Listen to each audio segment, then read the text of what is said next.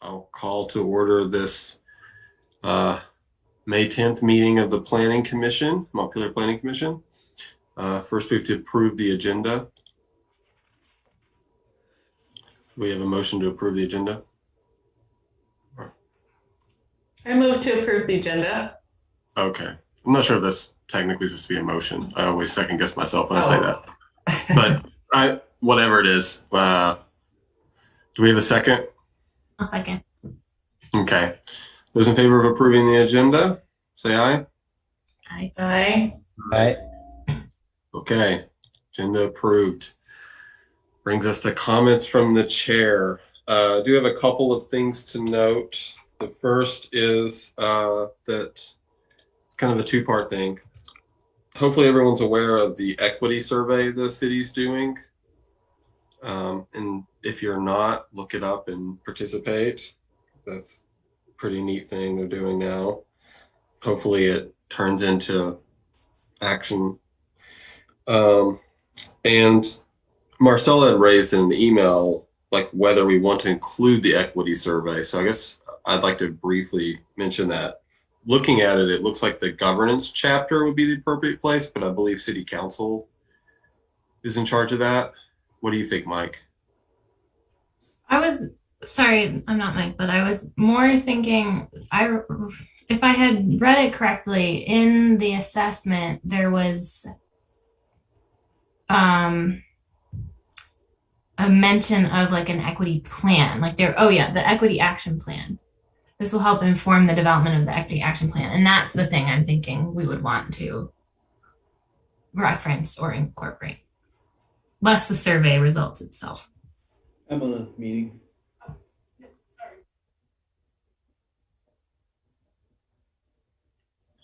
And I heard about it through work.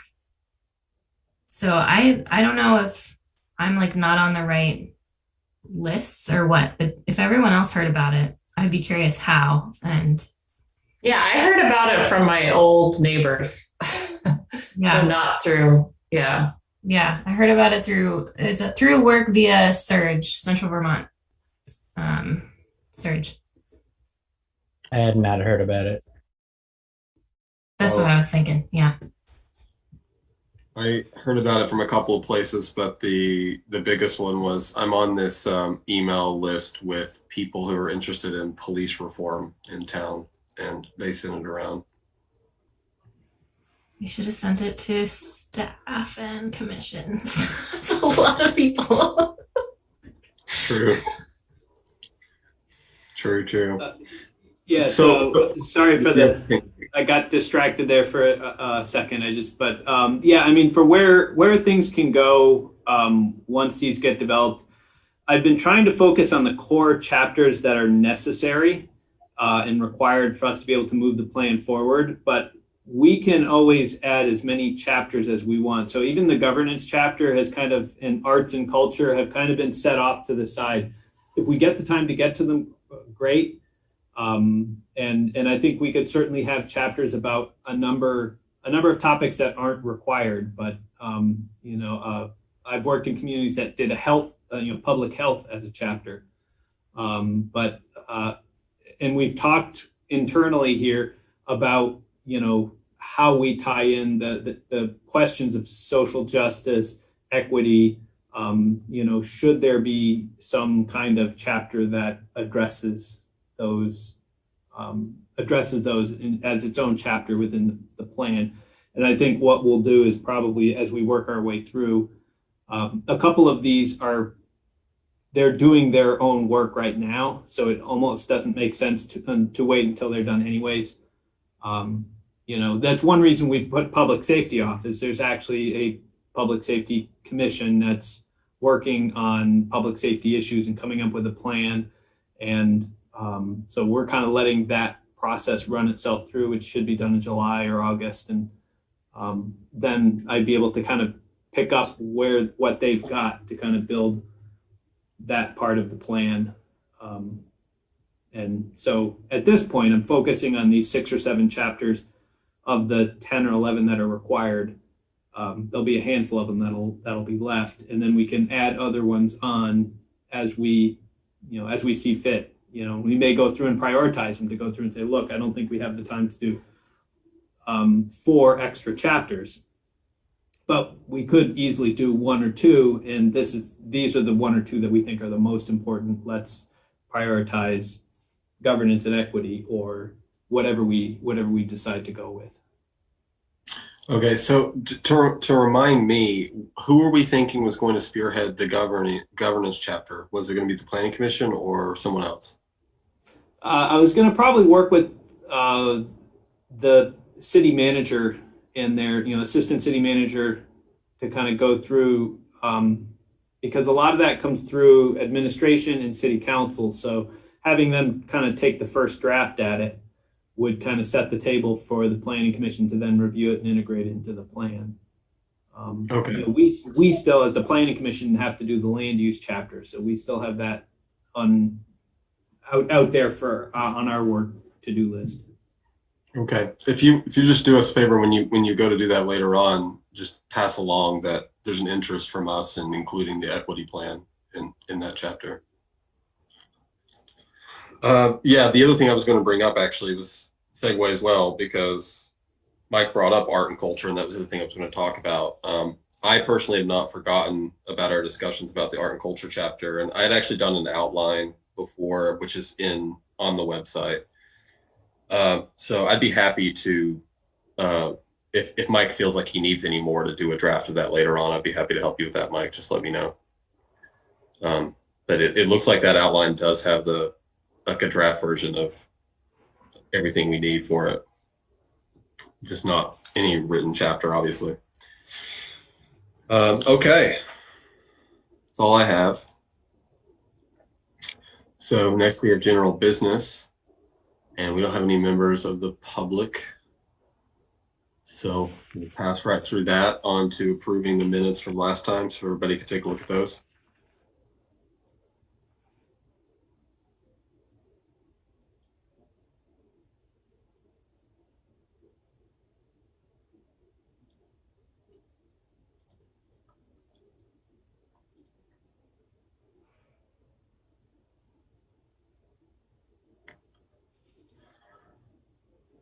And when you're ready, I'll take a motion for approving those minutes.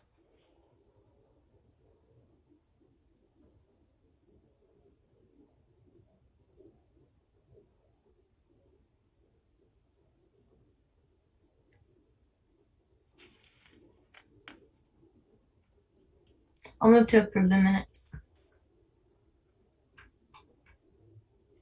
Okay. Sorry, I'm late, but I have a question. It says a decision will need to update from the CNS working group. A decision will need to be made as to whether the policies stand alone or are part of the city plan. Are they policies? Did we talk about that at the last meeting? That the terminology sounds wrong to me. Yeah, we talked about whether or not we could say it will be the policy of Montpelier to do XYZ in the plan, or if we needed to say Montpelier will implement a policy via the, whoever, the administration or the city council. Oh, okay. I don't believe I think it's right that we didn't land on something, but. Okay. Yeah, I guess I had forgotten that, to be honest, and just reading it like policy sounds. Yeah, I think that word's kind of misleading for the discussion I remember. It's more of like supplemental explanation on the website of what's in the plan.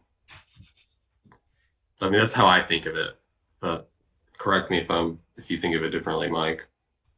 I think it was more, as Marcella was talking about it, with the discussion was really about whether or not we should be phrasing when we talk about a policy, should we say the city will adopt the policy about X, or should we just say the policy is X, and when we adopt the plan, it becomes the policy of the city.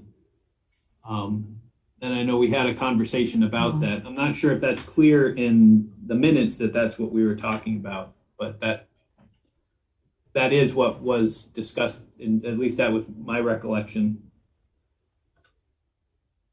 Okay, yeah, it struck me like if somebody else was reading it, policies might sound more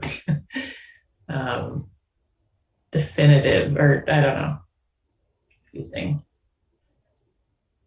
Yeah, I mean, there's loads of policies in the plan, so it's not like we're talking about leaving that out. Yeah, Okay. I think Maybe that it's stuff's just gonna. whether the policies should be adopted separately or adopted as a part of the plan. Adopted with the plan. Yeah.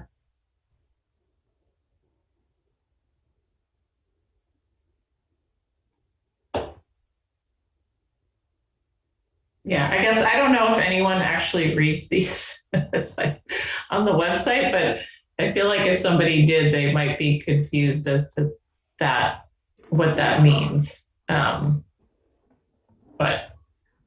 I'm not sure I have a good suggestion for.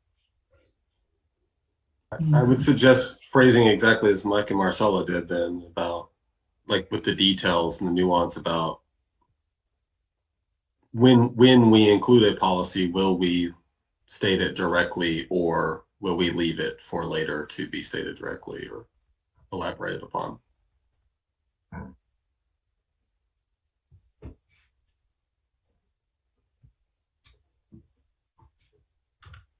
I'm definitely not concerned about things like that. I think it's going to work itself out as we go through the chapters,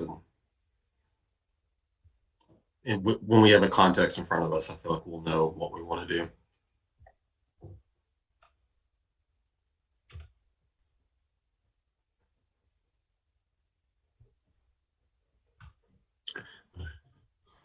Okay, so with those changes, we have.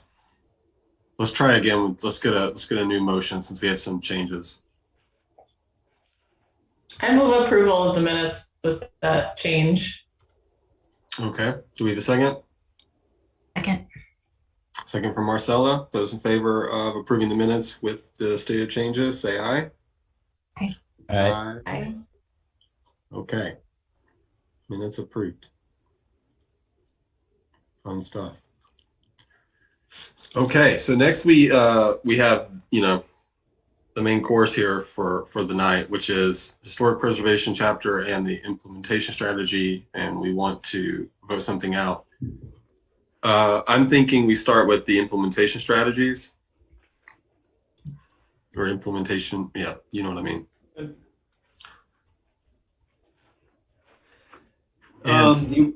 Go ahead, Mike. I didn't know if do you want me to share my screen, or do you want to take the screen, or? Yeah, you go ahead and share, because I don't have a set opinion on which version we're looking at to start here, whether it's going to be the spreadsheet version or the other.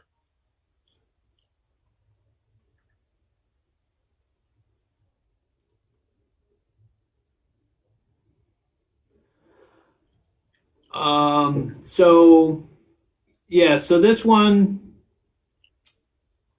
we can go over. I don't know how much we need to or want to talk about the aspiration for historic. I guess I can leave that one out if anyone's got comments on that. What I will say to open is that everything that I put in here for aspirations and goals is what was kind of finalized by the committees themselves. So I haven't made edits. And just to point out, I didn't or don't 100% agree with everything that all the committees have put together. So don't be afraid to point something out if you think it's not what you guys think we should be doing or they should be doing. But in this case, as it applies to the aspiration, they were one of the first commissions to go through, and they chose a very, straightforward, simple aspiration. They're really just looking at trying to have a community that understands, appreciates, and preserves our historic resources. So they're really kind of looking at the three pieces, which you then see written again here in the goals. So they kind of they want to improve the understanding, they want to increase the community's appreciation, they want to continue to improve the city's protection.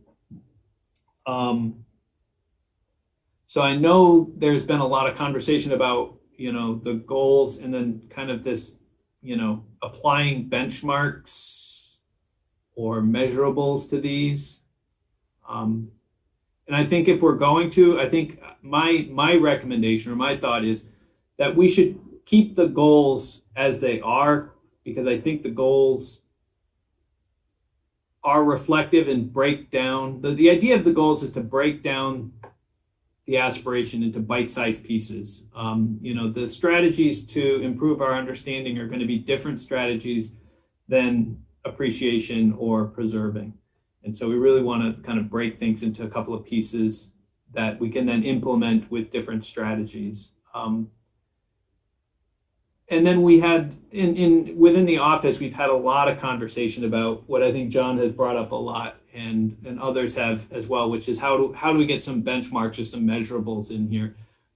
And I've had a hard time kind of picking things apart, and I've been doing a bunch of reading over the past 2 weeks from other, a little bit out of ICMA, a little bit out of some other different authors who talk about, how challenging it is to come up with metrics for government goals, because our goals, a lot of performance measures and things work well in the private sector because you've got very economic ties for everything. But sometimes it's very difficult to have, think of equity.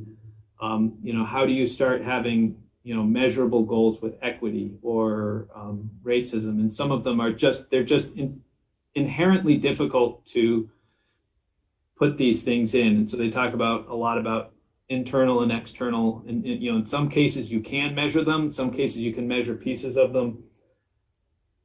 So I kind of looked at it initially. We can look at, and they said this is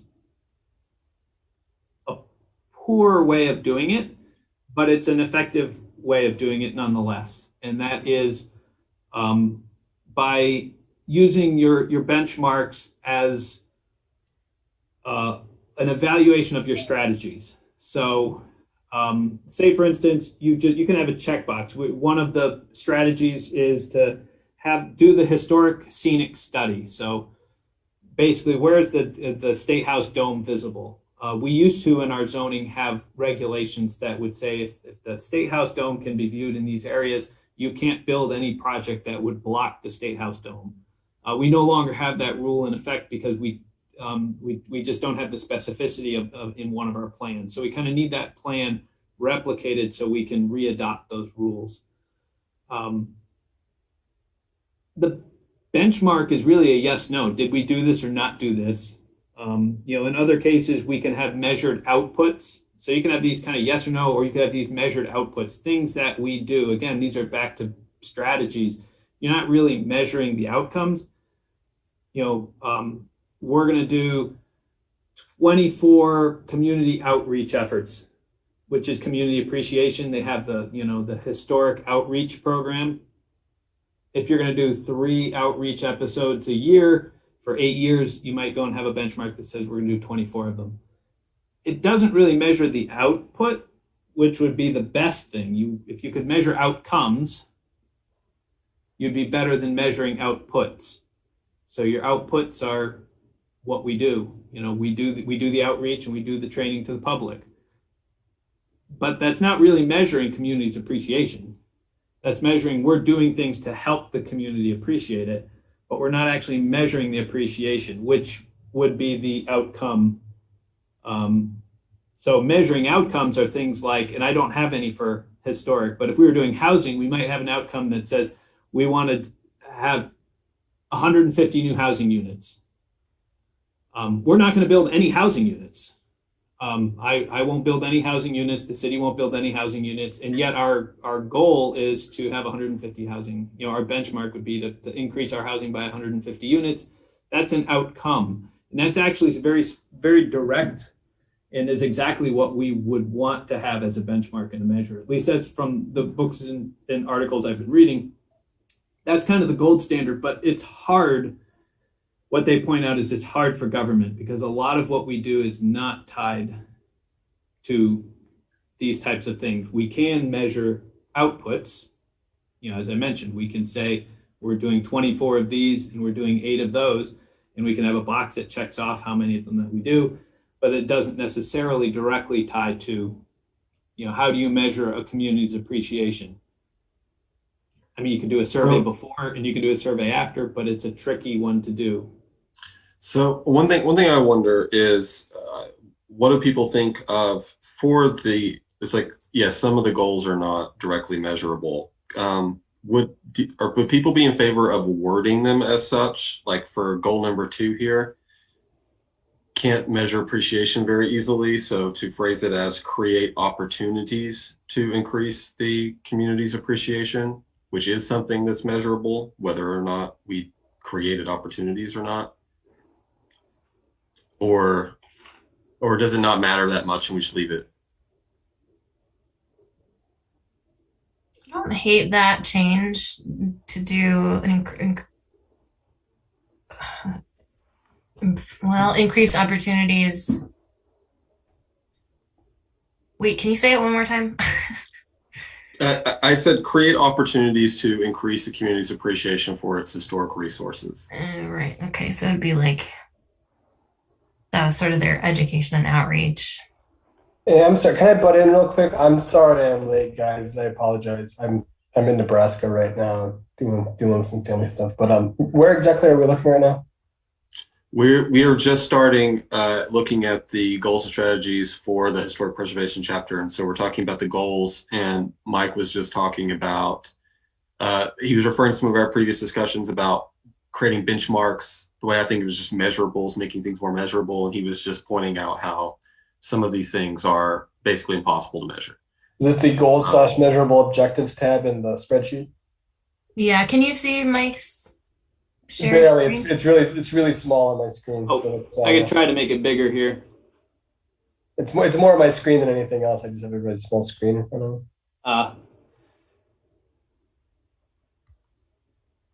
Yeah, we're just looking at the spreadsheet template under the goals tab. Okay, cool. Thank you.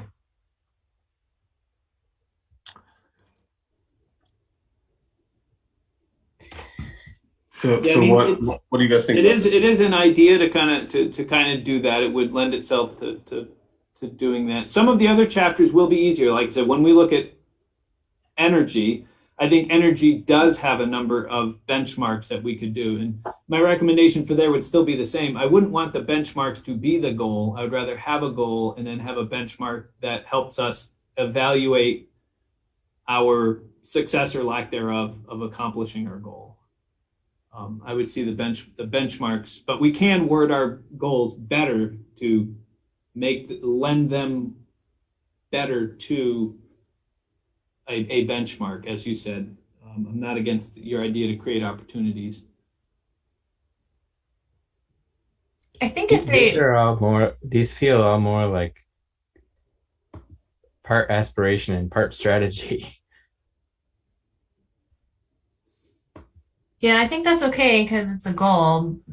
I think if we, as long as the strategies, if I recall, they do support a more kind of benchmarky type of goal that says increase the opportunities where the community can deepen its appreciation for historic resources. As long as our strategies back that up, I think that would be fine. I think they do. I think they do too.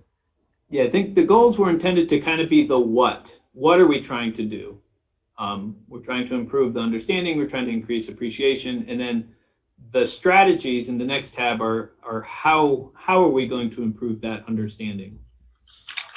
I feel like, and maybe I'm looking too much into this, but I feel like some of this, the emphasis on the appreciation and understanding comes from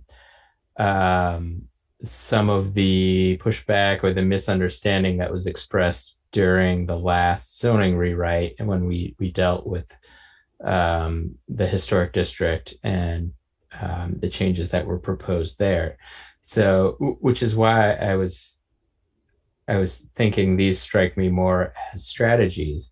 I feel like as a city, I'm not sure that the ultimate goal is having individuals in the city appreciate and maybe understand historic resources. Like we could meet all of these goals and actually like depreciate, like we could lose our historic resources, right? I feel like our goals should be increasing investment in our historic resources and having Montpelier be like we have the largest contiguous state historic district in the state, if I'm not mistaken, right? Like this is a huge valuable asset that's recognized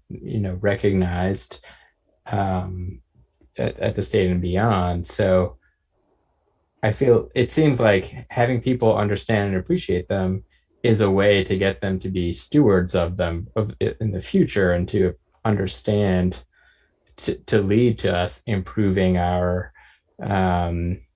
protection of our historic resources.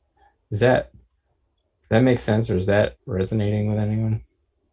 Yeah, I think so. I have a couple of things on what you just said, though. One is that goal number one, I think we actually can word that better, because like if you actually look at the strategies that go with it, what goal number one's actually referring to is the city itself, not the residents, understanding what the resources are, like doing more surveys and looking at areas that have historic resources that we haven't focused on before. And so it's really like information based. And then number two is the outreach aspect and like making people appreciate. And so if you're pitching to change one of them, then I think you're talking more about what two's getting at. But one also, I think, maybe could be worded to, and I tried to think of something, and honestly, I could not think of the perfect way to get at what exactly one's trying to talk about, which is, again, like information.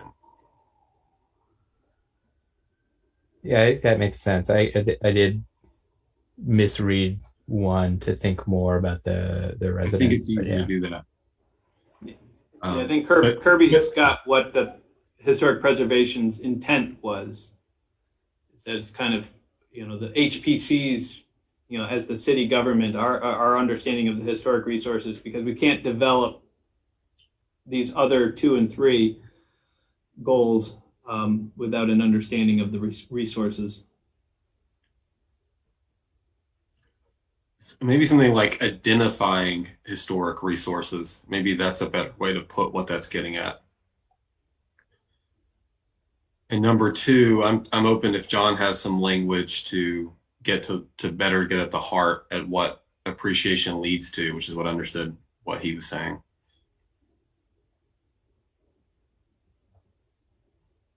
Yeah, and my thoughts on your comments, John, are just I don't think the way you were phrasing them is wrong. I think it's just different, and how we word these really comes down to how we package these together.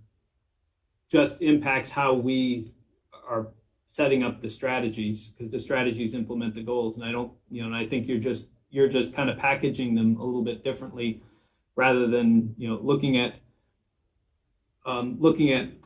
how do we get members of the public to invest in their invest in the protection of the historic resources, or invest in the maintenance of their historic resources. Is just a slightly different way of looking at it. And the policies, the strategies we would use to increase investment might be different than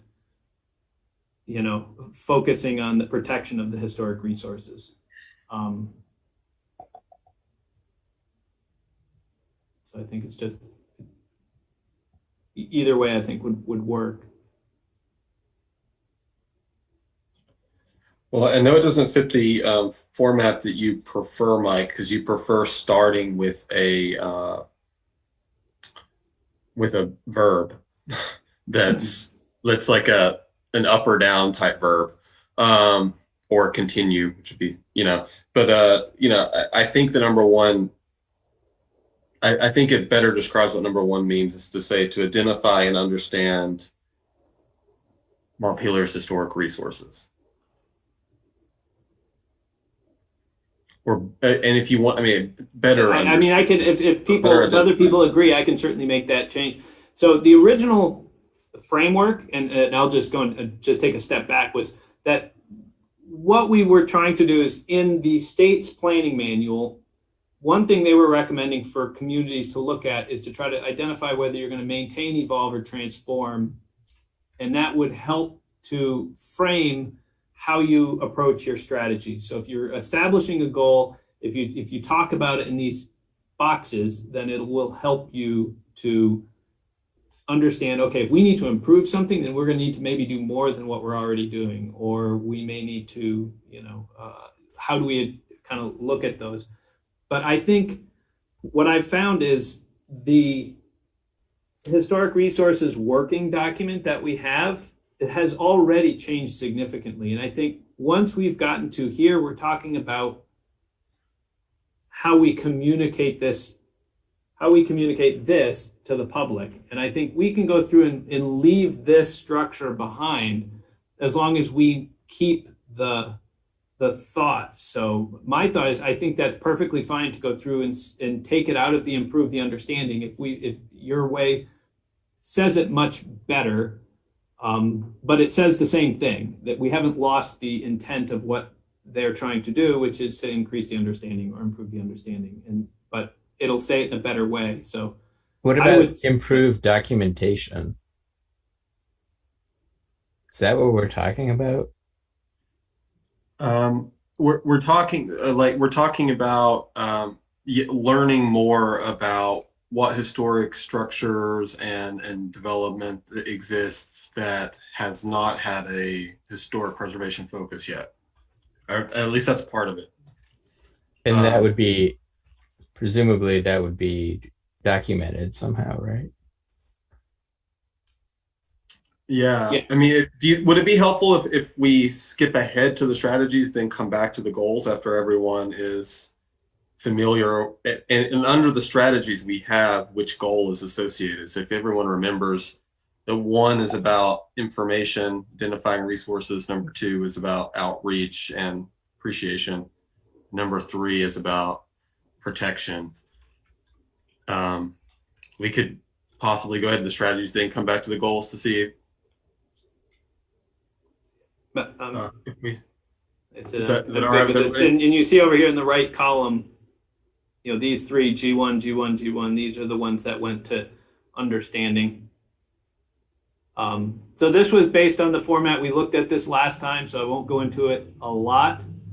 But ultimately at the end, I went through and finished it. So we're talking about, I believe, 11.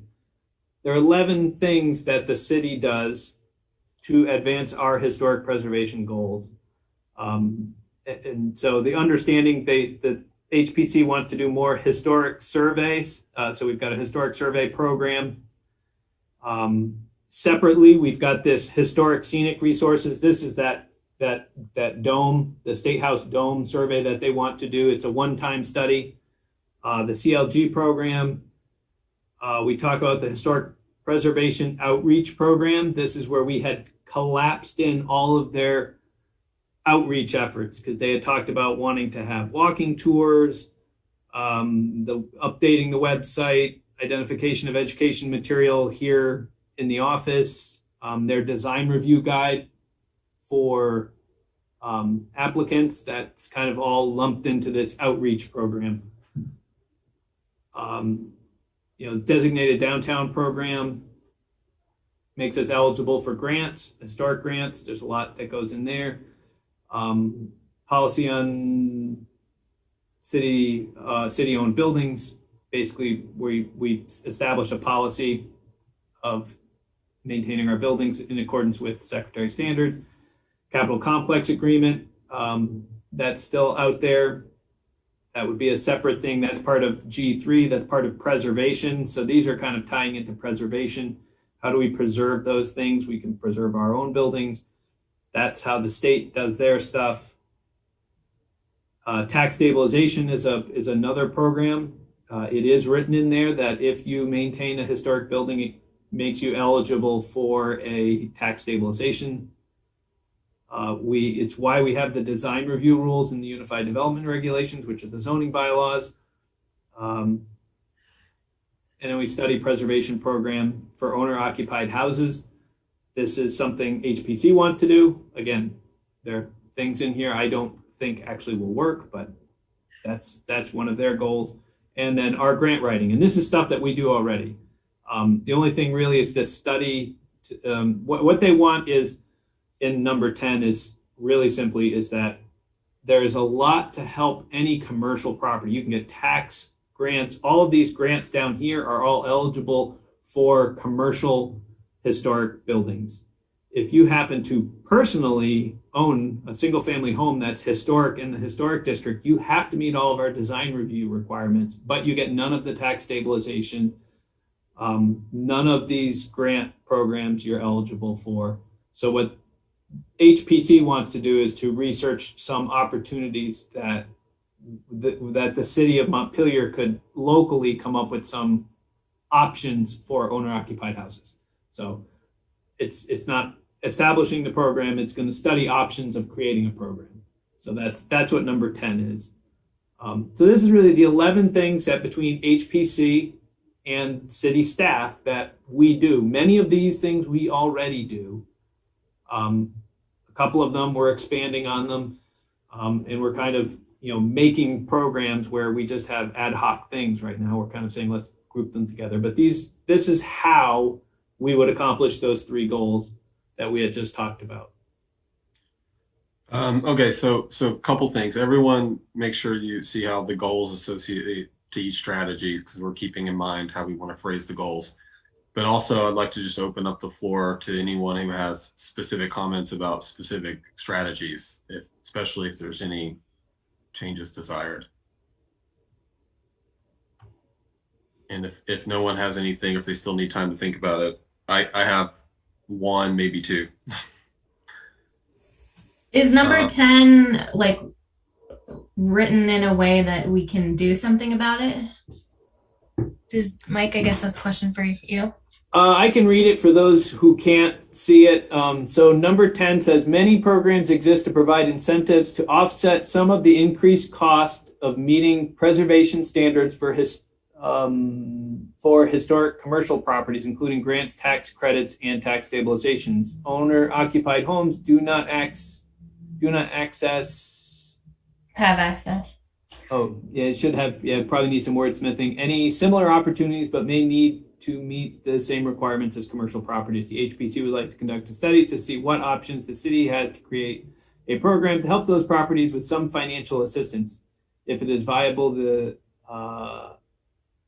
if a viable option is identified, then the HPC would like to implement the findings from that study. Okay, so that seems like kind of non-committal. I just wanted to make sure we weren't going to commit ourselves to something that we didn't think we could do. Yeah, I think all they're looking at is the study portion of it. Yeah. Okay. Sorry, Kirby, go ahead. Yeah, that's fine. I like that they're going to look at that. Mine actually goes to, for number 9, I don't love how it says limit development.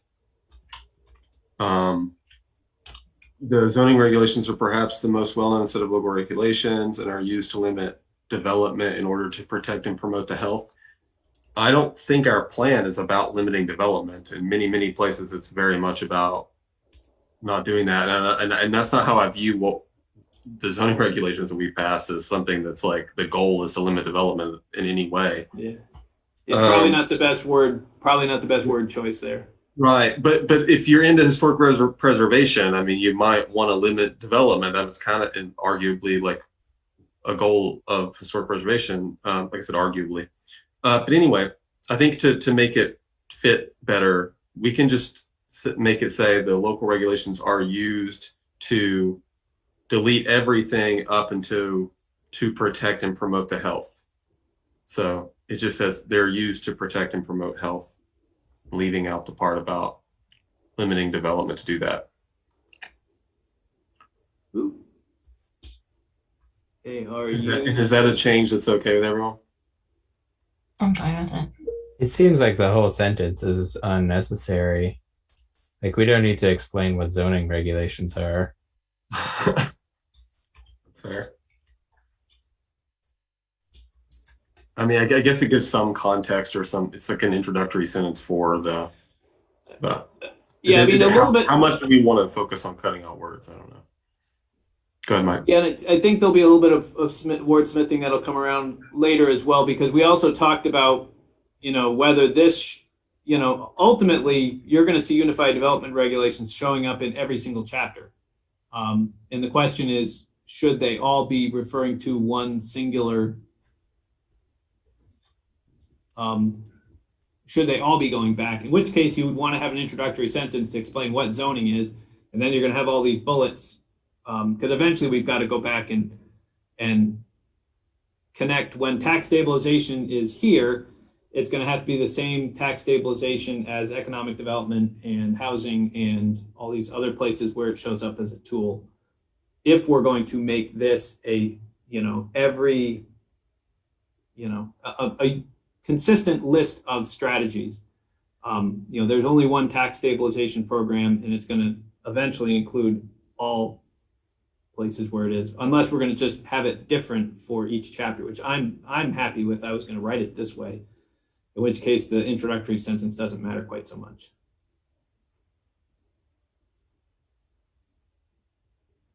But I think we can get to some of that details. A little bit of the details we can start polishing up later on too. I mean, I think we're still doing some shaping here. Well, I'd be in favor of just going and cutting those words out now, because I'd like to see that not slip through, and then we could cut it down even more later.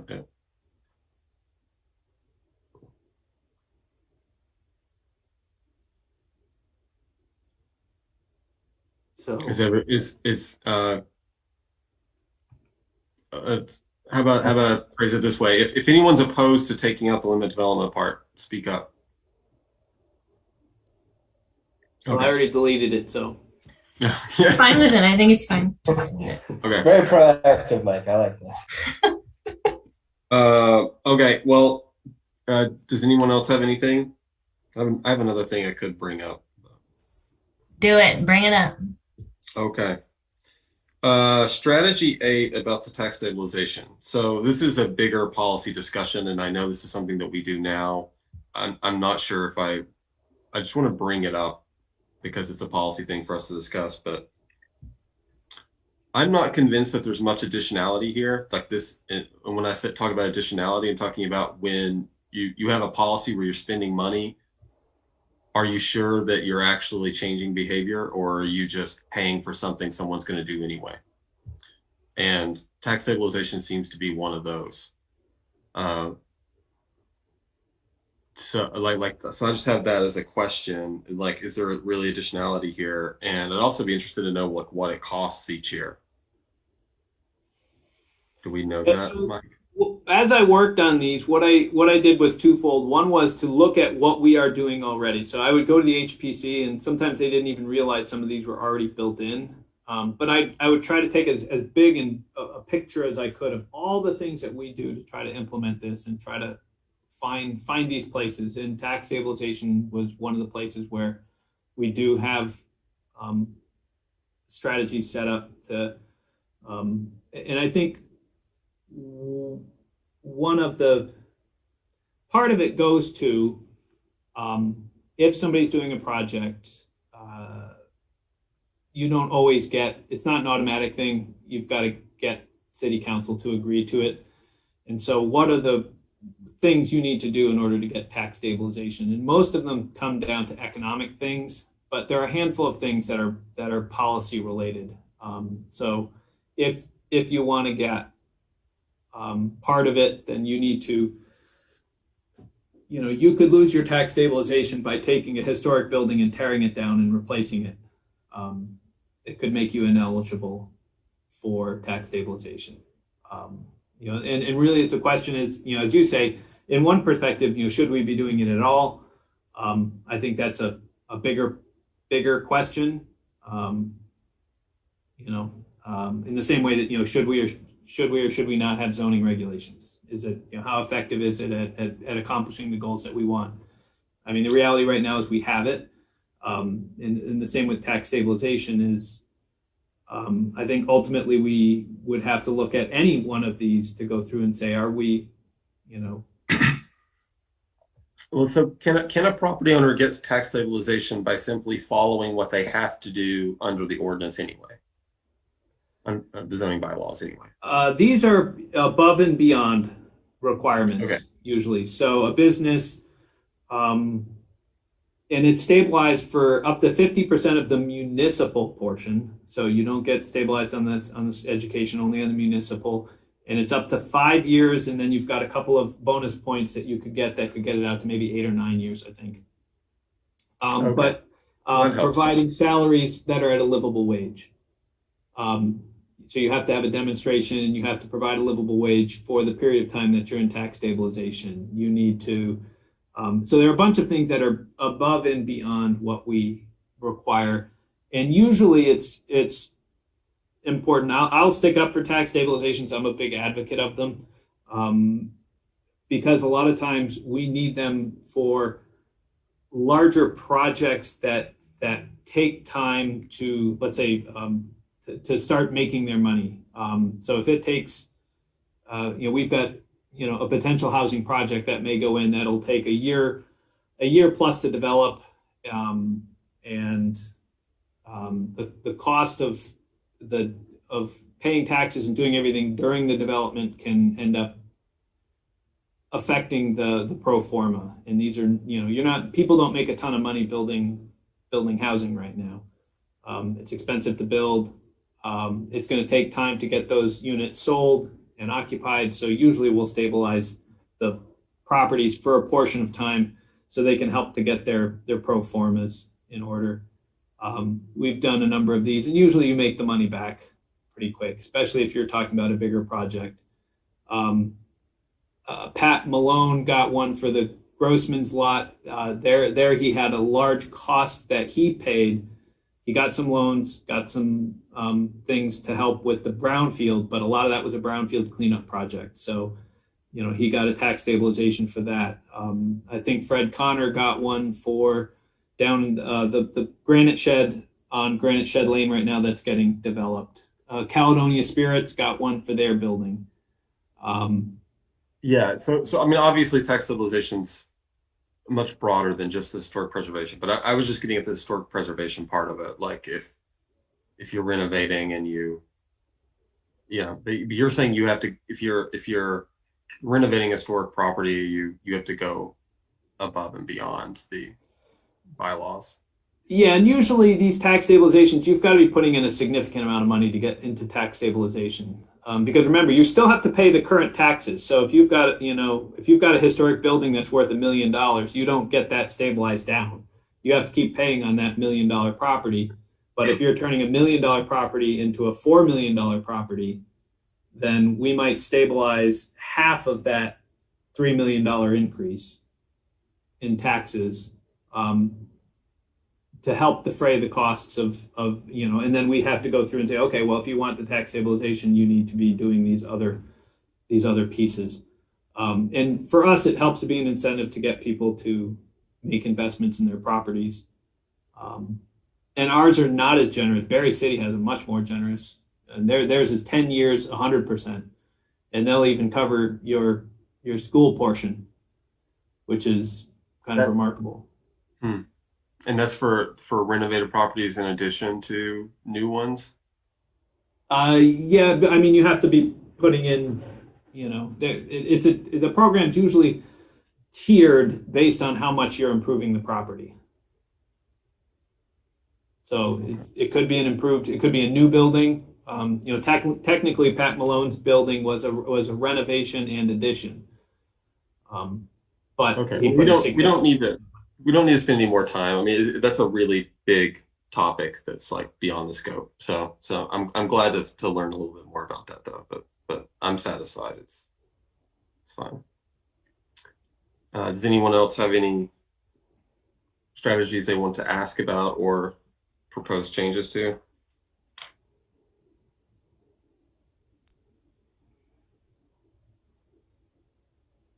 So, like, in other words, is everyone fine to vote on the strategies as they are?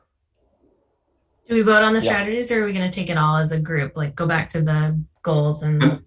I'm thinking. Well, we're going to go back to the goals, but I'm thinking we'll do the goals and strategies, the implementation section as its own thing apart from the chapter. Like we won't combine the vote with the chapter. Sorry, we're the goals and strategies implementation, or the implementation part. Yeah, everything on this spreadsheet we'll do as one vote. Yeah. Okay. But the narrative part we'll do separate. Sure, that's fine. Okay, so would it make sense to go back to the goals then, now that we've looked through the strategies? So so with the strategies in mind, do we want to change the goals?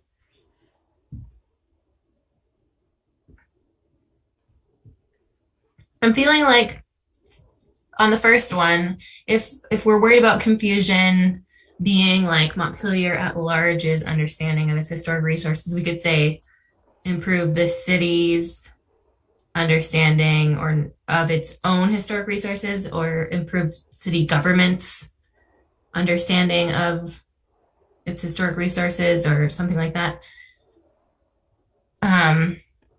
Would we want to put in Historic Preservation Commission? Would we? I'm just throwing that out as an idea. I mean, what if improve? I think the word understanding is what's misleading about it, though. Knowledge of, awareness of. Like, as an institution, the city does not have the ability to understand things or gain we've anthropomorphized like the city here. Fair enough. So maybe the documentation, as much as I kind of wasn't sure about that might not actually be. It's it's not a sexy word, but it's probably accurate. It's probably the most accurate. That's why I was saying city government. Like, if we actually call it a person, city government, that could be understand or knowledge. I agree the city itself can't understand, but we were confused at the beginning about whether it was the city at large or city leadership. I think we want to understand our historic resources of the city at large, but not necessarily have everyone in the city understand it. So it's like city government's understanding of the city's historic resources, but city government itself cannot understand things. It can. Yeah. Okay. Maybe it's documentation or roster, or what's the word for the. I had said identify earlier. I think knowledge and identify, I think those words get at what those strategies are. So what were the words you had, Kirby, originally? You had identify. I had said identify and understand historic resources, but if we want to avoid understand, I mean, it could be something like improve the identification and knowledge of Montpelier's historic resources.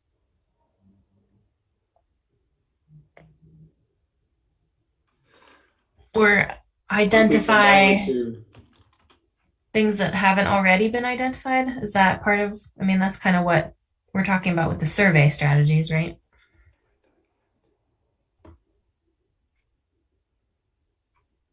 Yeah, I mean, Mike has document there. I mean, that's fine with me. I mean, I think John wrote the word document. Yeah, identify and document the city's historic resources.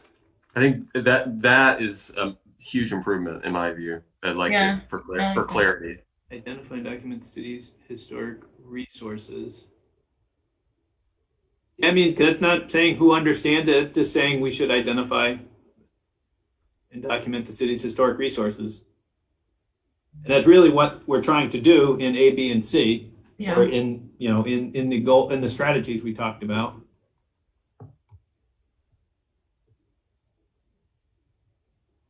Does anyone have any more suggestions? I'm fine with that. What do you think, John and Aaron?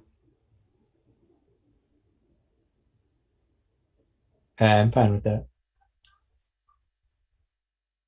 Okay. I guess my question, I'm thinking, I'm kind of mulling this over, but are we really talking about sort of accurately inventorying the resources? Is that, as opposed to, is that the core of like this understanding nut that we're trying to work around? Yeah. So Mike, could you hop over to the strategies and just say, you know, yeah, I mean, the inventorying isn't a bad word either. We just have to pick which word we want to use. Because so we're talking. Go ahead. Yeah, we're talking about. I mean, what the historic preservation thinks of is they want to have a historic surveys program where we do these historic surveys, we do the Capitol Dome study, and then this is really just the CLG, which provides funding to do all these types of activities. So really, this is what they plan to do to understand, and this is basically an inventory. And those are the only three strategies related to that goal. Yep. Yeah, I think it's just we assume that the list that we have now is good but not complete. There's holes we need to fill. Yeah, what we have surveyed in our national register is just our historic district. We have a handful of individual structures. So we have our historic district, but our historic district does not include the Meadow, the College, Pioneer Street, Cliffside. There's a lot of things that are not included in that historic district, in that historic survey. And what the HPC wants to be able to do is to go out and start to inventory some of these additional neighborhoods that are historic, and then get them also to have their own nominations. Oh yeah, maybe, I don't know if it's worth putting that in the goal, but that's helpful to know, that helpful to define it that way, in that we have identified and documented city historic resources within this particular zone, and so we're trying to grow it from there, like push that boundary out. I was thinking that if we wanted to stick with the consistent verbiage, like the evolve, transform stuff, I mean, we could use the word expand the identification and documentation of the city's historic resources. Yeah, beyond the existing district or something like that. We could also use the word evolve, which is. That sounds weird. I know. I know. Yeah, I don't know how to kind of work that in. I mean, I don't think that first one's necessarily too far off. I think we could probably explain the nuances of that in the chapter. Yeah, the chapter does go into some of these, and I think we had that conversation last time as well. A number of times we talk about strategies. Oh, and I should also point out, before I forget, we have the tab for reserve strategies. You'll see in the reserve strategies, if you're interested, all of the things that got cut out. So if anyone is interested, there were a number of things that either we had all agreed to take out, or that we said, you guys are trying to bite off too much. We're putting all these into the, I think we called it a bike rack at one time. We're going to bicycle rack these guys. So there are these other ones that either we cut or we bike racked. I wouldn't be against having at least one strategy, by the way, that touches on the archaeology aspect. That historic in Vermont does go back beyond white people. And I think we had bike racks study on that. Yeah, there's a number of reserve strategies that go farther back in time. the survey of archaeologically sensitive areas. They wanted to conduct a survey of archaeologically sensitive areas and map those resources. But that was, again, they're looking at this. This is something they do feel we need to do, but what you have here is the 8 years. This is what we're doing between now and 2030. These other ones are ones that we'd like to do at some point, but we don't think, if we're going to be strategic, we don't think that fits in our timeline here. They prioritized, and again, this is their prioritization. You guys have the right to adjust it. Their priority is that they wanted to do the Meadow and the College historic districts were their next two, and they thought that would take the full 8 years to get those two surveys done. And in addition to doing these outreach programs where they want to get more walking tours, which they used to do, and fix the website, and to do their design review guide, which they're doing right now. And if they have time, they wanted to do this owner-occupied thing. The rest of these we do already. Grant writing we already do. Unified development regulations we already do. So. Is there any desire to add strategies, or you guys want to just leave them? I'm fine leaving them. I agree with you, Kirby. I mean, I think just that what you just said kind of gets back to the equity part and diversity, and I would like that to show through every chapter. I also think if it's just too much, we can just note something that this is all in service of heading in that direction, and we'll get more specific next time. I think we should also remind ourselves that we're a city of like 7,000 some odd people, and there's also regional and state programs that do a lot of good and can help us accomplish some of these goals. And it feels like sometimes we try to take too much on unnecessarily. Like, I can't imagine any kind of archaeology program that the city would run. No, I think if that went somewhere, my putting on, as planning director, my hat would have been to have them hire a consultant, get your CLG grant to do an archaeological survey of, and really it's not digging in the ground as much as it is kind of doing what, in a brownfield, you'd call it maybe a phase 1 assessment. You're kind of going through and looking at the books and looking at where you would expect these things to happen. Where would the archaeologically sensitive areas be in Montpelier? And then map them out. And then you move on to these G3 programs. And we start looking at, do we put that map in connection with something in the Unified Development Regulations, where if you're going to be doing excavation, then you've got to, in a highly sensitive area, and I don't know how big that is. Until you get the survey done, you don't know how big it is. Maybe it's a relatively small area, which you document and say, if you're going to do excavation within this area, then you need an archaeological X clearance, and I don't know what that is, and I don't necessarily agree that should be the strategy, but that's how I would be taking, if we were going to attack it locally, that's kind of how we have to do it, because we're not going to have archaeologists on staff. But we do in our design review regulations say that if you're going to impact if you're going to demolish a historic structure anywhere in the city, anything that's contributing, you have to have a Section 106 report done, which is kind of a federal report that documents the historic significance of the structure. So that way, a historic preservationist goes in and evaluates the building.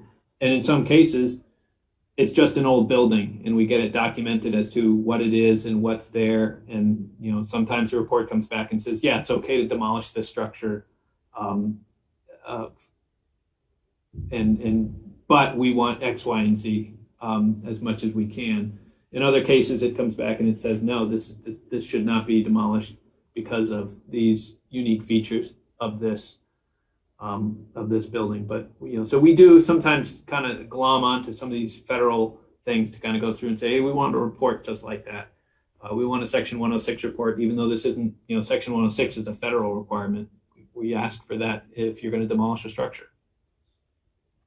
And maybe there's a similar thing for archaeology. If there's a similar archaeology thing, maybe we say, if you're going to dig in a highly sensitive archaeological area, then we're going to want an archaeological report of X. My thinking wasn't about what didn't go like to a regulatory place. My thinking just went to if we're trying to identify historic resources, and if that's like something we want to expand on doing, then learning about where likely archaeological resources are could be part of that. And it's not focusing on just like pretending like Montpelier started existing, 200 years ago. But I'm not like dedicated to forcing that in. I mean, yeah, as others have said, our resources are limited, but I would be open to it if we wanted to include the archaeological survey, but also not a big deal.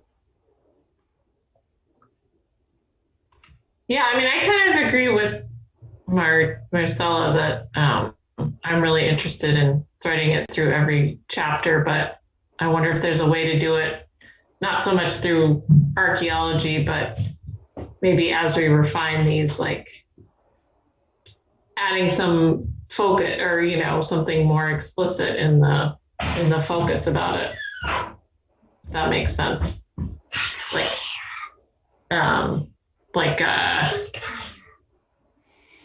Whoa. Sorry. Like a marker, a historical marker, something like that, which may not be, yeah. Anyway.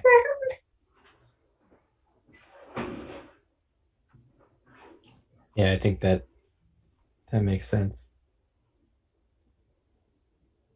So again, these aren't final. We're putting these together, and at some point when we go through, if we do, a social justice and an equity chapter, we're going to have a second shot, third shot, fourth shot at going through and saying, now that we've put it all together, we want to see that archaeological, study done in there, and we want to make sure it has that particular reference.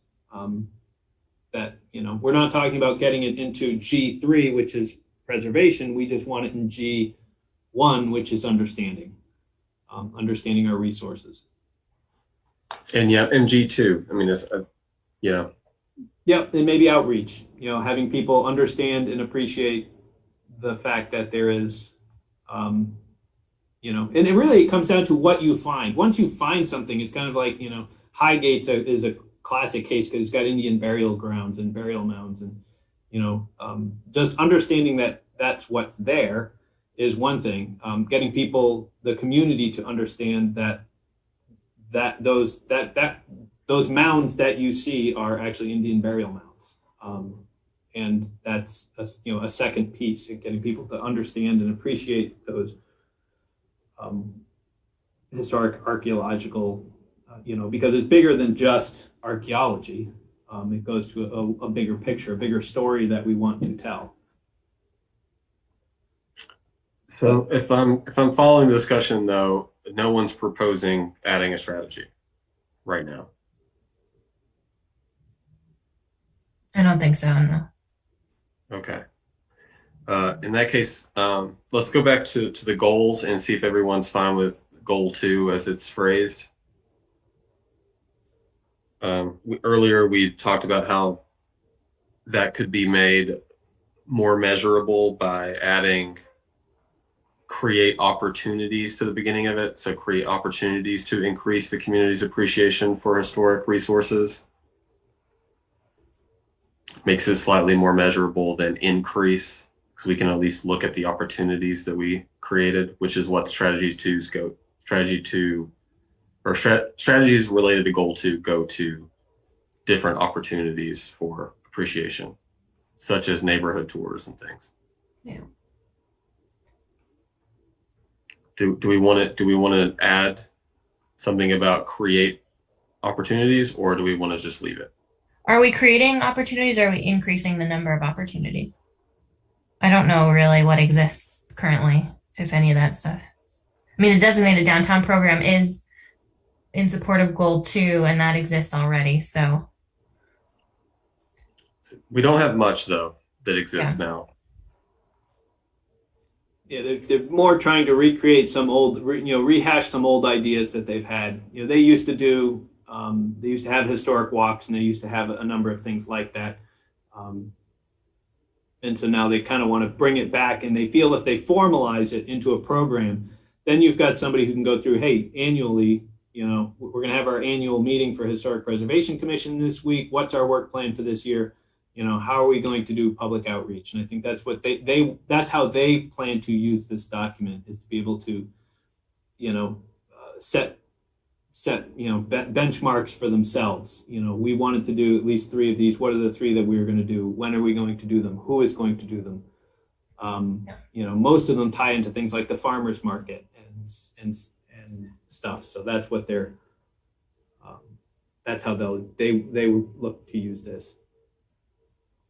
Okay. I would say like increase or establish new opportunities for community to appreciate its historic resources. Why don't you just say increase opportunities for community appreciation of historic resources? Yeah, I'm fine with that. For community, for communities opportunities for community to appreciate historic resources. No, it's just say increase opportunities for community appreciation for historic resources, or of historic resources. Yeah, I like that.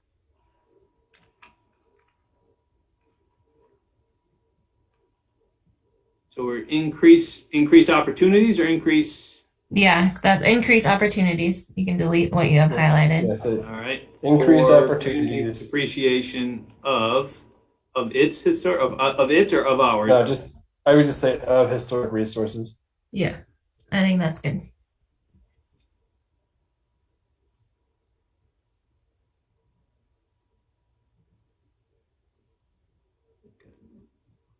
Missing a extra space in there. Okay, what about goal 3? My thought on goal. Sorry.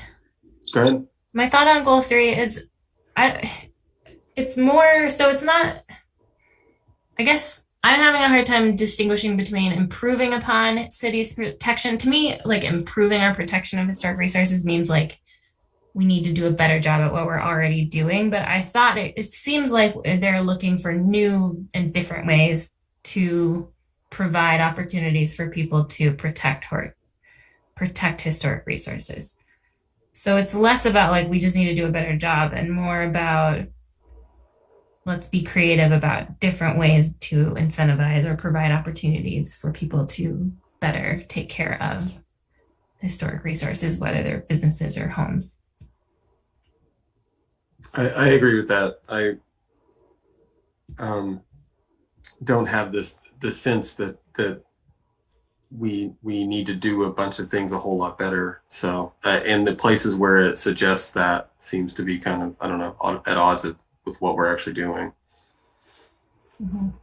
So maybe continue and establish new methods of continue existing. I'm trying to make it short. Continue existing. Just cut out and improve upon.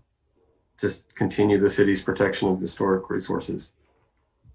Yeah, but isn't there also trying to find new creative ways, like the number 10 study preservation program options for owner occupied?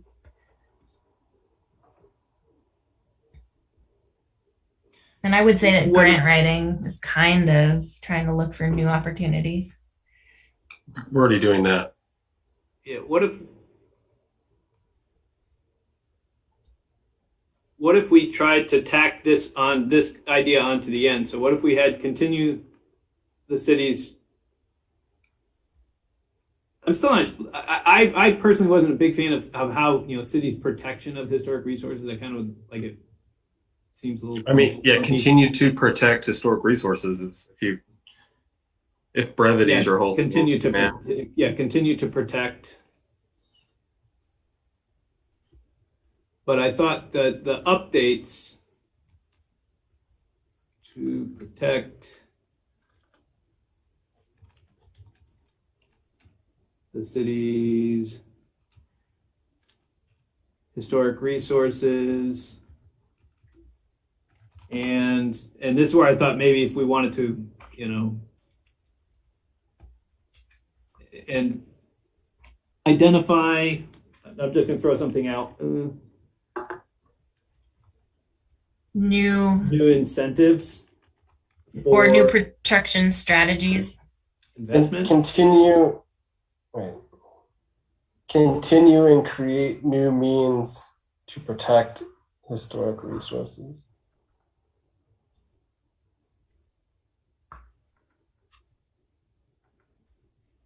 I mean, we could put it in either aside. I was just thinking if we shifted it to the end, but we can keep them in the front. I think we know what we want. I think we just got to figure out how to say it. What was that one you just said, Aaron? Was continue and create new means to protect historic resources. And then I was saying continue and improve upon the city's protection of historic resources and identify new incentives for investment, or identify new methods of protection if we don't want to get specific about investing money, or we want to keep it to protect. That's a new means of protection. Means of protection. Yeah. So yeah, yours is probably clear, like more concise. I'd be fine. I'm fine with that. Move to use Aaron's. I'm good with Aaron's, yeah. Is it identify new methods for protection? Is that what he said? Yeah, it's this one down here. Continue and create new means to protect. Yeah. Okay.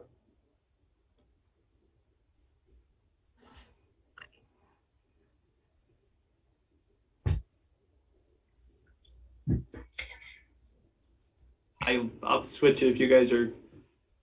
Yeah, I think I don't hear anybody saying no. Fine by me. Okay. Ariane and John, do you have an objection? Sounds good. Nice and concise.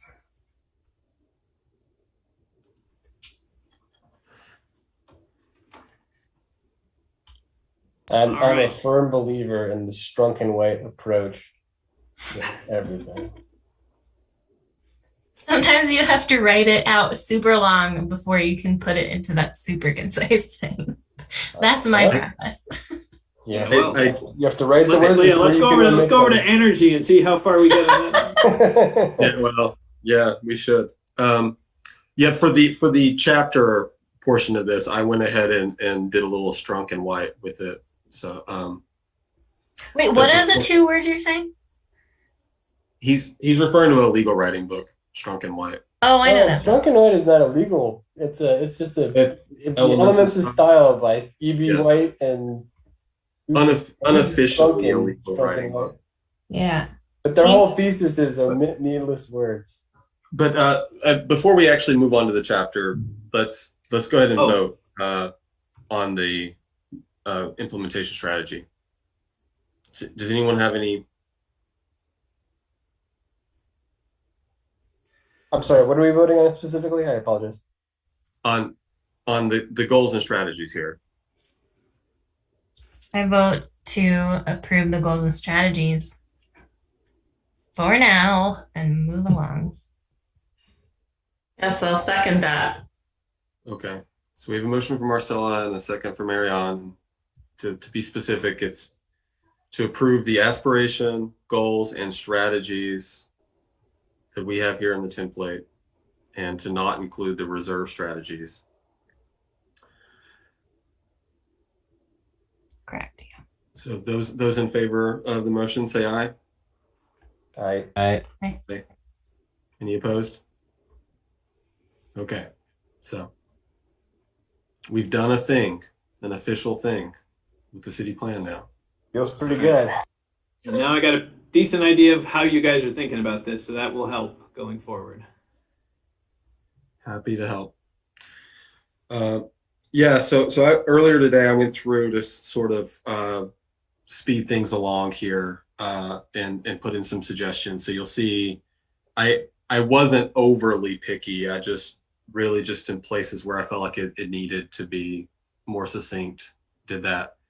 So you see the first sentence is changed to Montpelier's historic resources are important because they connect us to our past. Some resources are from our recent past and visible to all, while others are from indigenous persons thousands of years ago and still buried in the soil. So I made these changes. I don't need to walk through all of these. I don't know, how does everyone want to do it? Do you want to walk through it like I just started and change and like do more wordsmithing as we go? Or do we want to read it individually and just point out places that we would want to make changes? What do people think is the most productive?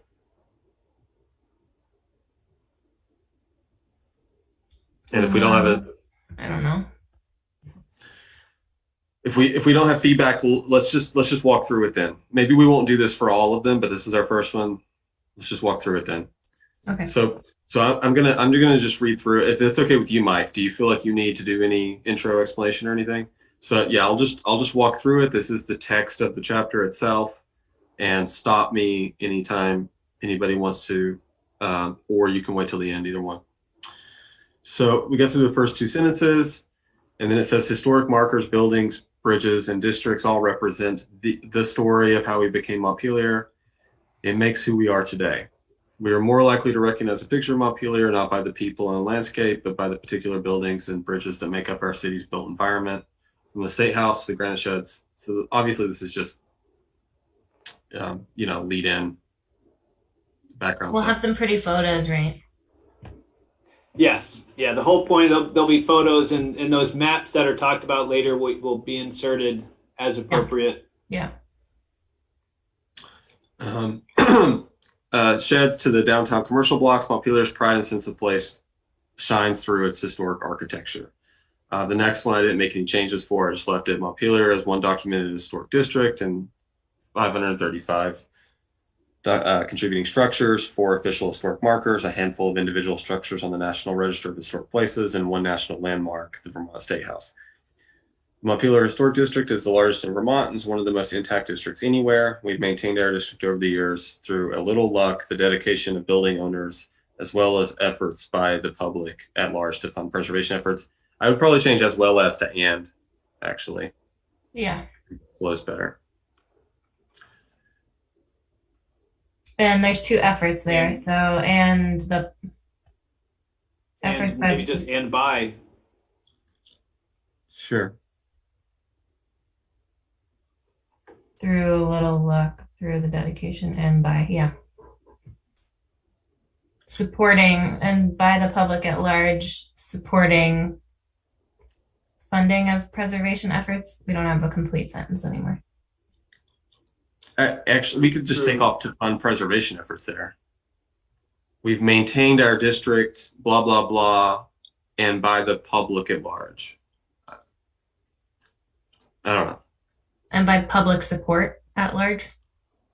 How about Or public support, period. through our preservation efforts. Yeah, that's good. Yeah. So as the state capital, Montpelier has a unique arrangement with the state government where the Capitol Complex Commission manages an area around the State House and is charged with protecting the historic character of the district. The historic structures that surround the Capitol Complex are part of the city's design overlay district and are protected locally through special rules and unified development regulations. Should it be the unified development regulations? Yeah, probably.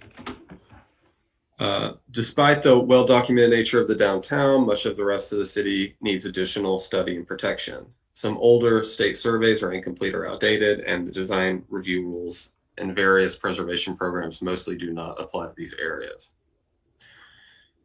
The city's Historic Preservation Commission is working on 3 fronts: to improve the documentation of historic resources, to increase the public's understanding and appreciation of historic resources, and to continue to improve our protection of these resources through financial programs and fair regulations.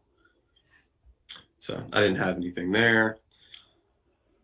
And so one thing that we can keep in mind when we go through these is Mike's wanting to, and correct me if I'm wrong, Mike, but I take it that you want to keep basically the same subheadings throughout. So all of the chapters will have these same subheadings. So the next one is, how do historic resources relate to other chapters? So we'll have and we may go through, in the same way that we had templates before. I will write it in this way, but when we actually make the chapter, it may not word for word always say the exact same thing. We may put a different header, but really this is talking about how this resource and maybe how the energy plan relates to other chapters. May not specifically say that, but the idea is these are the contexts, the little sub chapters that we want to have talked about. So as I develop the next one, I'll put that header in, even if we don't use headers at all, or we change those headers to different words.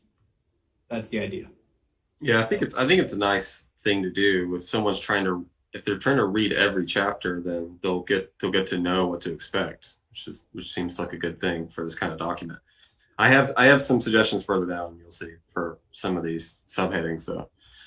The success of our historic downtown district and structures have a direct impact on a number of other chapters in this plan. For example, approximately 2/3 of our residents live in historic structures, the housing plan, and the historic buildings of our downtown provide the foundation of much of our tourism economy, economic development plan.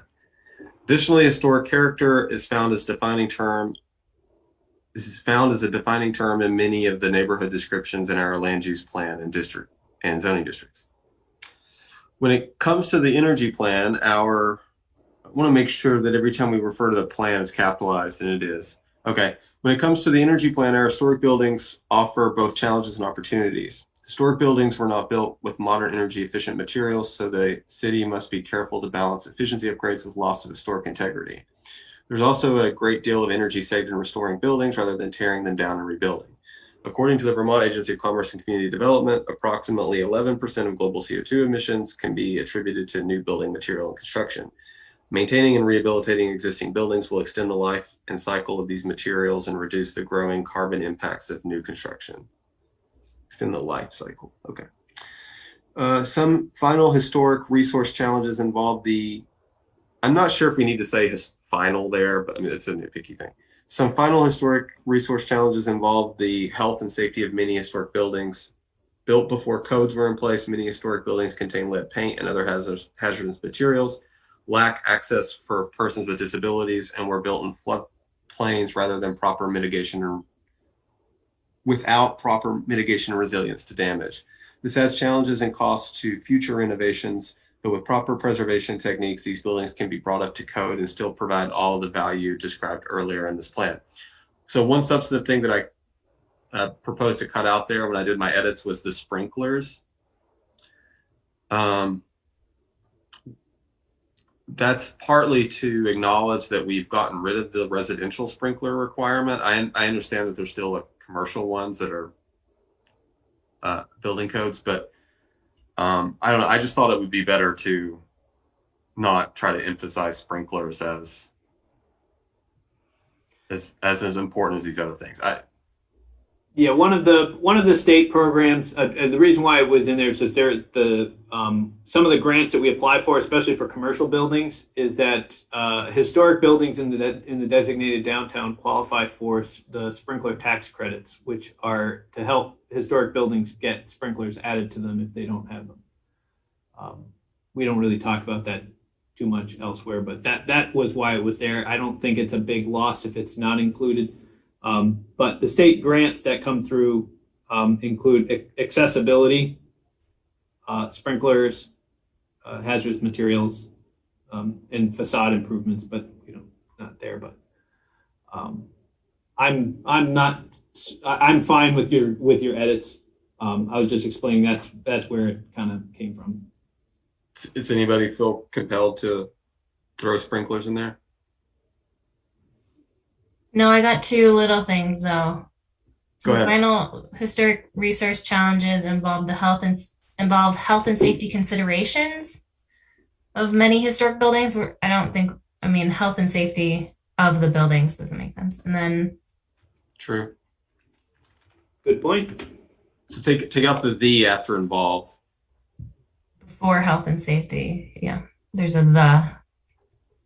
And then I'm thinking instead of on the third line, and were built in floodplains, we could do or were built in floodplains, just noting that, or noting that buildings can have a smattering of these things.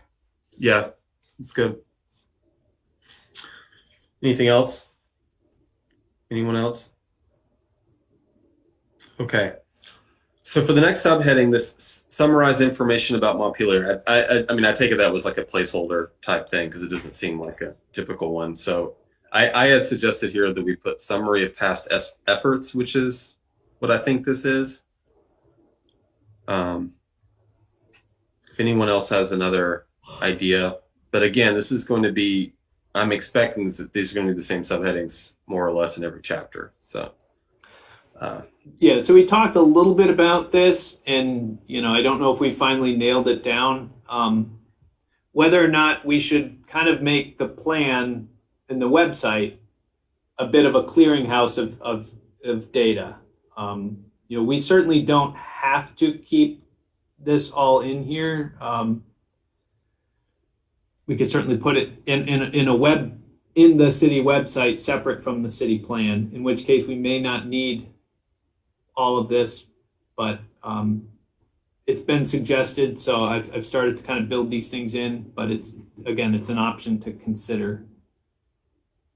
I mean, most of what I've been trying to do is to keep the focus on the future and not to spend a lot of time talking about patting ourselves on the back and all the stuff we've done in the past. It is good to note the things that we've done, but again, it's just I just wanted to get that thrown out so we have an idea. I think it is helpful for people who are interested to know some of the background. I think it's worthwhile, and I like that it's at the end basically. Yeah, we can rearrange the paragraphs at any point as well. If we decide, hey, we want this goals and strategies to be above this, and then have the summary of past efforts last, we can, it's just a cut and paste later on. We change the order. Yeah, I'm personally fine with the order, but if anybody else has thoughts about it.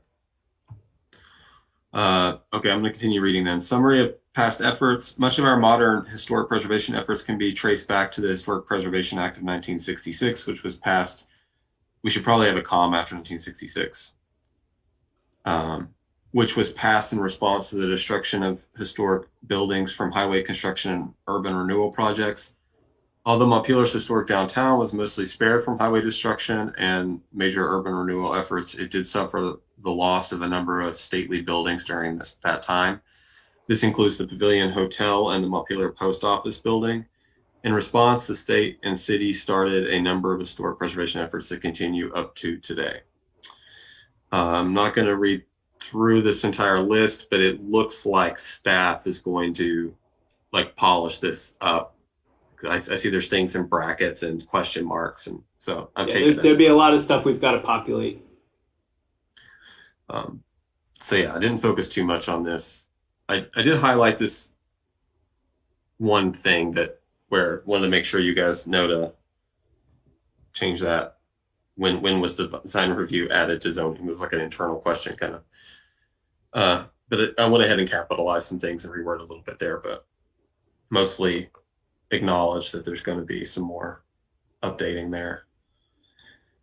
And then the maps and tables come after this, which is another thing that it looks like is going to be filled in later. So I didn't really focus on this either. Yeah, and these are probably, the maps and tables are probably not going to be separate. I just put them separate, just so everybody remembers. Every chapter, within certain chapters, there are required maps. Every plan has to have a transportation map and a land use map. So the reason why it's kind of separated out is just to make sure we recognize what ones are required. But we probably wouldn't have a maps and tables section. these maps and tables would then be incorporated above in the introduction and throughout the document. I've just pulled them out to go through and say, here are the maps that will be integrated somewhere. Sounds good. So at the bottom here, or near even farther down here, so maybe the summary of the past thing could be moved down, because I've forgotten that we have these aspiration and goals. So there's a section explaining, it really explains just the aspiration though, right? I mean, I guess in a way the paragraphs explain the goals too. But I don't know, if we're going to have a blurb about this, I do wonder about where it could be located in the final form. Like, would this be a helpful blurb to have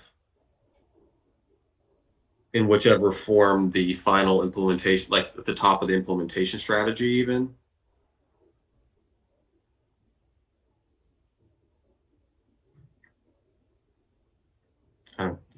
Yeah, I didn't know if this was going to survive. I mean, my thought was I put it in here as a thought, not knowing if it was going to survive. I think it has some value to a reader. It for people who want to kind of have an idea without getting into that whole document. And you know, as John had put together, we could have this displayed as cards when we get to the implementation strategy, or different ways of presenting that. That's why we're doing it in that Excel template, so that way it can get drawn into a better display format for the web. But people may just want to have an understanding of that conversation. That's why I did it, but I didn't know if it would be something you guys would want to keep, if it's helpful. I think it would. I think it provides some helpful context if it's located where people are looking at the implementation strategy. Yeah, I agree. I think we should keep them on the shorter side, I think, but I like having a little bit of a blurb. So if we have a separate page for an implementation strategy, maybe this is at the top of that page before we get into let's say there's a separate web page. We've got one web page for the chapter, and then it kind of links to another page for the implementation strategy. And at the top of the implementation strategy, these two pieces could be kind of dropped in the top, so people, I don't know what the rest of it's going to look like. I don't know how that format will look. I think that makes sense. Yeah, I think that's a good use of this. John, did you have? I know you had a lot of the vision for this stuff. Does that match what you thought? Yeah, I think we can work with that. Okay. So what we have here is aspiration and goals. Montpelier will strive to be a community that understands, appreciates, and preserves our historic resources. So that is the aspiration. Literally, while Montpelier has a number of excellent reports and resources, our understanding of our resources remains incomplete. We have some neighborhoods where additional historic districts may be appropriate. I changed would to may. That's, I think, the only other substantive change that I made. And because I don't want to be presumptuous about whether at the end of the day we actually do want to expand historic districts. And I imagine that will be at least a somewhat controversial thing to do if we did it. So made that a may be appropriate, such as the Meadow, College Street, and Pioneer Street. There are also many individual structures outside of districts that should be inventoried and mapped. We therefore are hoping to improve our understanding over the next 8 years. Next paragraph, I just changed that to knowledge of our structures will only protect these resources if the community appreciates and values them. We believe that we need to do more to educate the public regarding the special character of Montpelier's historic environment. For example, our downtown and surrounding neighborhoods continue to be remarkably intact compared with other communities around the state and country. Overall, Montpelier has done a good job at protecting many of our historic resources, but we are always at risk. Once lost, they cannot be replaced. There are risks due to neglect, fires, poor redevelopment, and floods. We recognize that while we are doing a good job, there are gaps in our strategies. We will continue to improve not only our regulations, but also our programs that help property owners afford to maintain their homes and make improvements. Do we have any feedback for this section?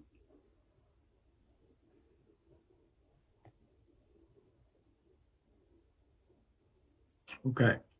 It's We'll fine. move on. Approaches to implementation. So yeah, this is basically an explanation of the strategies, right, Mike? Yeah. Can we just call it implementation?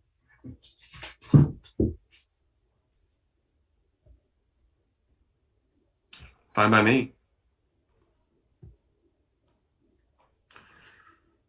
The city has appointed a Historic Preservation Commission, HPC, and assigned staff from the planning department to assist in the planning and implementation of the city's historic resources plan. As the commission is also a certified local government, this allows the city to apply for funds annually to continue to study local historic sites and structures and to develop applications for the National Register of Historic Places. That was it's a pretty long sentence. I feel like anyway. The work of the staff and commission using CLG funding is the foundation of the city's efforts to improve the understanding of our city resources. Outreach to the public is driven by, this is one I've struggled with changing. Outreach to the public is driven by the HPC efforts to coordinate, collaborate, and sponsor educational events, including developing a speaker series and hosting walking tours.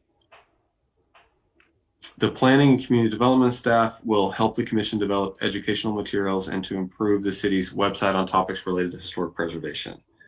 Finally, the city has a two-pronged approach to preservation of historic buildings. The first is by providing incentives and participating in programs that provide grants like the designated downtown program.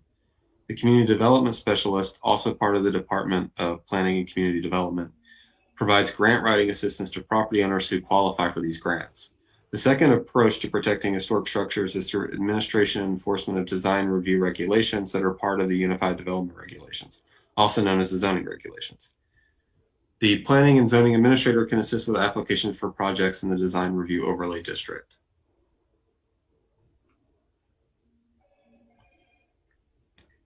I'm just confused on the second sentence too. Is the commission is the certified local government? It's kind of both. You need to have an HPC in order to qualify as a CLG, but officially the city is the CLG. Should we change it to we just say that the city's CLG designation allows us to apply for funds or something like that?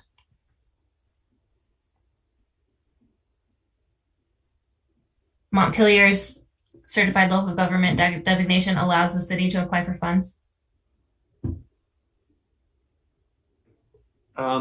Yeah, that sounds fine to me. So I don't know if somebody else already is in the system. There you go. Go ahead, type it in.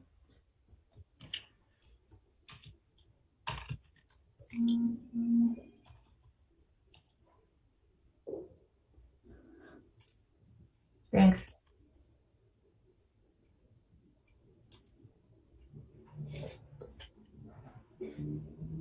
I'm gonna let you guys, I gotta quickly take care of something, but I'll be back in 2 minutes. Okay. So I think we're done with the chapter, right? If you scroll down real quick before you leave, Mike. Oh, yeah, I just threw in a couple of benchmark ideas that were in there. Okay. That I didn't know where they were gonna go. And again, I think my thought on benchmarks is I think we should wait till later to try to work on the actual benchmarks for these. Like I said, I'm doing some more work on them. I'd like to get a better idea of how to make them effective and not just have benchmarks for the sake of benchmarks. I really want to have effective measurables. Okay. So does anyone have any thoughts before we vote here? As far as the only comments I have about benchmarks is that I think it's fairly obvious which of these things are measurable and can have benchmarks, and I'm just kind of trusting the staff to plug those in. Yeah, these were the things we were thinking we would like be able to update over the 8 years, and people could kind of see in real time what was happening, right? That was that discussion. This is the non-plan, static plan portion, right? Yeah. Yeah. Yeah, I agree. We can push those off. I don't have any. I think that's kind of what we got. Outreach efforts and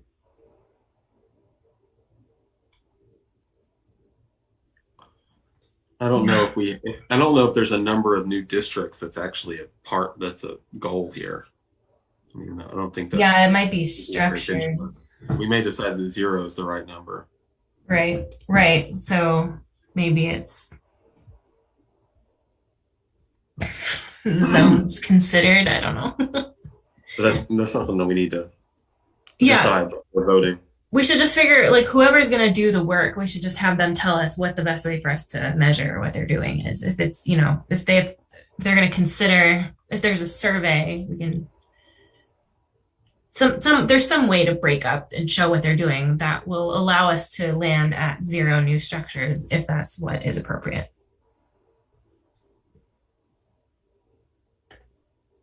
Yeah. So do we have any discussion about the chapter here? And if we don't, are we ready to vote? I feel ready to vote. Yeah, I'll move approval of the chapter. Okay, with the edits that we've made here and that I made earlier. Okay, do we have a second? A second.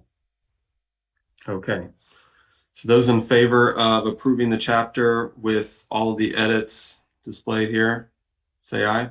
Aye. Right. Any opposed? Okay, we've approved the chapter, Mike. Thank you. See what happens when you leave?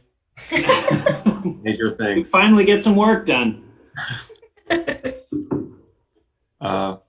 Okay. So what time is it? Okay. So we don't have time to get into the energy, but I think we were nonetheless productive. So we'll plan for next time to do the energy chapter and the implementation strategy. Does that sound good? Yeah, and I think as you guys go, if we've got a couple minutes, I'll just really quick go through and say, I think there's a lot of things going back to the original statement I said of not everything is exactly the way I would do it.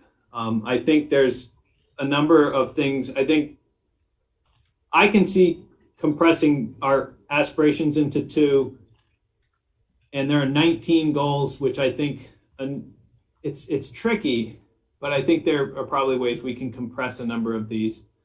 And then again, as I mentioned before, I won't populate the strategies until we've approved the aspirations and goals. Just because if we do make substantial changes up front, it may significantly change how I write the way the strategies are worded. So how should we review the strategies? The other text documents? I wouldn't worry about the strategies right now. Okay. I would probably, and so I did kind of start to think about how to approach these. So I'm going to go through as many of these chapters as we can, and let me just go back to here. So as many of these as I can, I'm going to try to populate all of the aspirations and goals. And as we go through them, we can approve them, and then I can plug in the strategies, because those strategy tabs, if you remember, there's a lot of text that goes into them, and there's a lot more work to do the strategies. This stuff here that I just did for energy, this was just cut and paste. This took an hour. Well, maybe this took a little more than an hour to do all these, but this doesn't take long to cut and paste in, and then I think the rest will kind of go once we approve. Once we all agree, hey, this is our aspiration, and these are our goals. How we do it will be the next conversation, but if we don't agree on this, talking about the strategies is really moot. So that means we'll be voting on the strategies later then. Yeah. We'll just focus on. I would think it probably in the next meeting. So had we done these today, I would probably have the strategies ready to go for the next meeting. And, okay, so we'll plan to do that. Will the chapter be ready then? If we don't have strategies, do you think you will be able to write up a chapter? You actually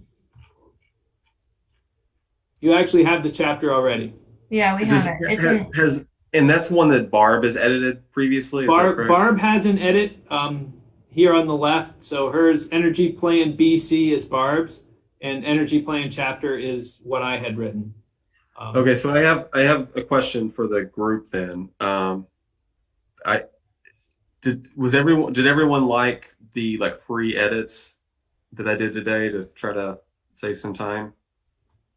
Yeah, and I am gonna try to make a goal to do that myself. It just didn't happen for me today. Okay, well then, do you want to commit to doing pre-edits on, I guess, Barb's version of the energy chapter? Yeah, there's a way, forgive my ignorance about this, but there's a way to just track changes, right? It's suggestions. That's what I did today so that you could see what was changed. Suggestions. Okay, I can do that. Change it to suggestions. Yeah, it'd be good if we just did it all in the same document. Yeah, but don't feel like you can't touch Barb's stuff. Do it if you want. We can talk about it. Yeah. Yeah, I'm happy. I will commit to looking through this for sure. Okay. I feel pretty overwhelmed by the number of goals and aspirations and the specificity of them, but I will do my best. Yeah, they have big goals. So if you want to be net zero by 2030 and 2050, we're taking something really big and breaking it into a number of bite-sized pieces, some of which I think can be collapsed, but you're still talking about electricity, thermal, and transportation, and you're looking at that among existing and new, and doing conservation, energy efficiency, and doing some new switch to renewables. So there's just a number of different goals, and they've got a number of benchmarks for those. So it was tough because you break into so many small pieces to try to understand, okay, well, how do we tackle this slice of the pie? So hopefully it makes a little bit of sense as you look through it. It's like, oh, okay, I see how they broke this into different slices. Okay. And don't worry about the strategies at this point. We'll get those, but just understanding the big picture of how they were trying to they're trying to eat. How do we eat the elephant? One spoon, one bite at a time. Okay, so let's plan to do those things next time. If we're not going to be going through strategies, we might have some extra time. So we might, if you can, Mike, have if there's another one that's on deck too for us to go through to just look at the goals and aspirations on as well. Yeah, like I said, I'll be plugging in a number of them over time. There's a lot in this. We have natural resources. I'll have that in plugged in there into the template. We've got economic development. I can get plugged into the template. Housing has all of it plugged into the template. Transportation, there's another one that we can put into the template. Any the housing one of those groups, we can talk about. The housing groups, we're going to meet tomorrow, I believe. Just so you know. And we'll be doing some work on that. And whatever product we have, we'll send around. Okay, so that seems good. Seems like we've got things lined up for next week. It's 7:29, so do we have a motion to adjourn? You do. Okay. Aaron has moved to adjourn. Do we have a second? I'll second. And Aaron, I have a question for you after we're done. Oh, okay. He's already married. You want me to stay on the line? Yeah, it's Okay. one second. All right. Okay, those in favor of adjournment, say aye. Aye. Aye. Okay. Have a good night. Thanks. Thanks, everyone.